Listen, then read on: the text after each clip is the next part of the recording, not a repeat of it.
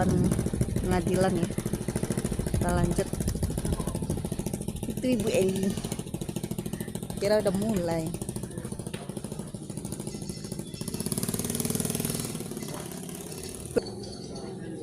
Dari tadi lah. Pertelun mulai lah kan. Kita ikuti episode selanjutnya ya. B. Surat yang dibuat menurut ketentuan peraturan perundang-undangan atau surat yang dibuat oleh karena dakwaan yang diajukan dengan rencana terlebih dahulu 4 merampas nyawa orang lain. Unsur barang siapa? Menurut Dr. Ande PAF Lanintang bahwa perumusan unsur barang siapa di dalam KUHP atau unsur setiap orang di luar KUHP memiliki Wirjono Projik yang dimaksud dengan kesengajaan adalah menghendaki dan mengisapi terjadi suatu tindakan beserta akibat. Walid N. Dari perbuatannya itu yang menjadi maksud dari dilakukannya perbuatan itu. Setelah korban almarhumnya pergi, terdakwa mondar-mandir di sekitar warung untuk mengamati korban almarhumnya sambil memikirkan cara untuk melaksanakan niatnya. Bahwa benar selanjutnya terdakwa pergi ke ruko kosong di sebelah warung saksi M Jalani dan mengambil dari tumpukan tali rafia yang terletak di atas meja. Kemudian terdakwa memotong tali rafia tersebut sepanjang lebih kurang serta menjerat leher korbannya. Bahwa benar setelah terdakwa menyiapkan 2 utas tali rafia tersebut, selanjutnya terdakwa menyeberang jalan untuk mengamati arah jalan korban almarhumnya, dan pada saat korban almarhumnya menyeberang jalan, terdakwa langsung berlari menuju arah jalan yang dilalui oleh korban almarhumnya. Bahwa benar ketika sampai di simpang Cikumbang, kecamatan 2x11 Kaitanam, Kabupaten Padang Pariaman, sekitar jarak 30 meter, terdakwa melihat korban almarhumnya sedang berjalan menuju rumahnya, dan terdakwa mencari jalan pintas untuk menunggu korban almarhumnya melintas pulang ke rumahnya, dan terdakwa bersembunyi di balik pohon dan menunggu korban almarhumnya. Saat korban almarhumnya lewat, terdakwa langsung keluar dari persembunyiannya.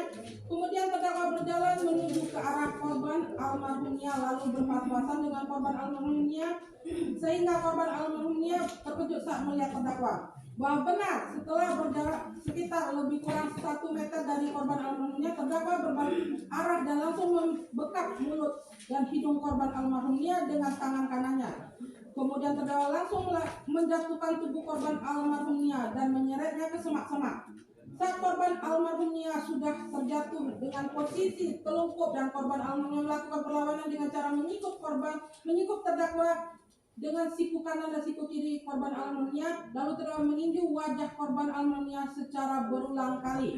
Bahwa benar terdakwa juga mempiting leher korban almarhumnya serta menekan leher korban almarhumnya menggunakan tangan kanan terdakwa dengan sekuat tenaga, lalu menginjau kepala belakang korban almarhumnya dengan tangan kiri secara berulang-ulang.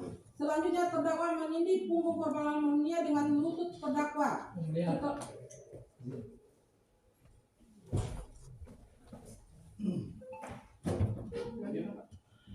Setelah itu terdakwa mendekat mulut korban niat selama lebih kurang 6 menit hingga korban almarhumnya tidak berdaya, lalu terdakwa menyetubuhi korban almarhumnya.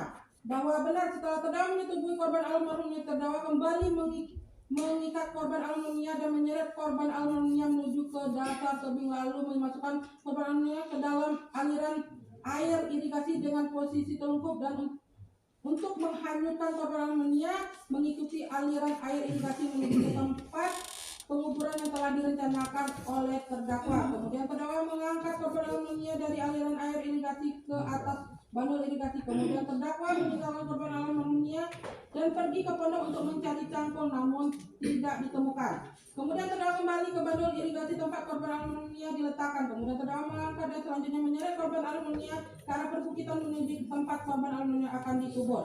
Bahwa benar setelah sampai di lokasi korban almarhumnya akan dikubur, terdakwa kembali mencari cangkul di sekitar lokasi tersebut. Setelah menemukan cangkul di sebuah pondok, kemudian terdakwa kembali ke lokasi korban almarhumnya akan dikubur. Selanjutnya terdakwa memulai mencangkul tanah sedalam lebih kurang 70 cm dan lebar lebih kurang 50 cm. Lalu terdakwa membuka tali rafia ikatan di kaki dan leher korban almarhumnya. Selanjutnya terdakwa membuka baju dan BH korban almarhumnya. Kemudian terdakwa memasukkan korban almarhumnya ke dalam lubang yang telah kaki dan tangan korban almarhumnya dilipat ke belakang. Selanjutnya terdakwa menimbun tubuh korban almarhumnya dengan tanah di timbunan dan menutupinya dengan dedaunan. Setelah mengubur korban almarhumnya, terdakwa menghanyutkan baju dan BH korban almarhumnya ke dalam aliran air irigasi dan membuang cangkul di samping aliran irigasi untuk menghilangkan jejak.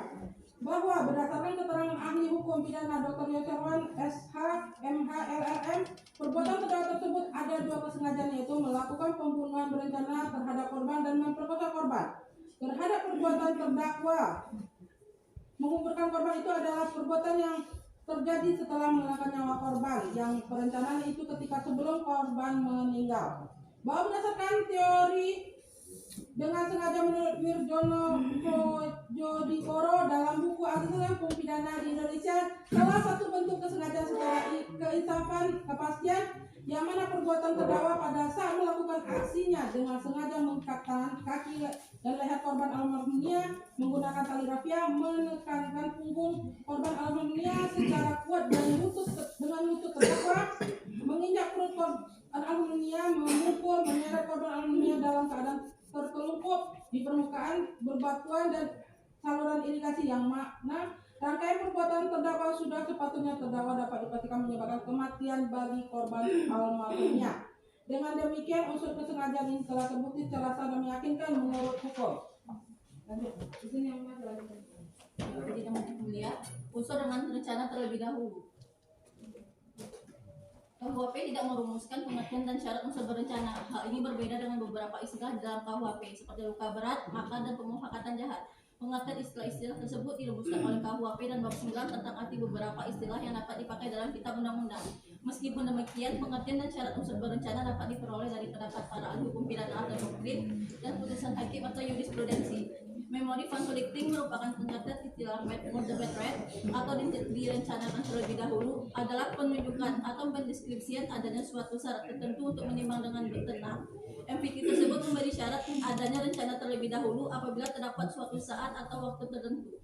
Adanya waktu tertentu itu digunakan oleh pelaku untuk mempertimbangkan perbuatan dengan tenang. Pengertian berencana menurut MVQ tersebut dipertegas dengan Ares Hofred tertanggal 22 Maret tahun 1909 dengan pernyataan, untuk dapat diterimanya suatu rencana terlebih dahulu perlu adanya suatu tenggang waktu pendek atau panjang dalam mana dilakukan pertimbangan dan pemikiran yang tenang.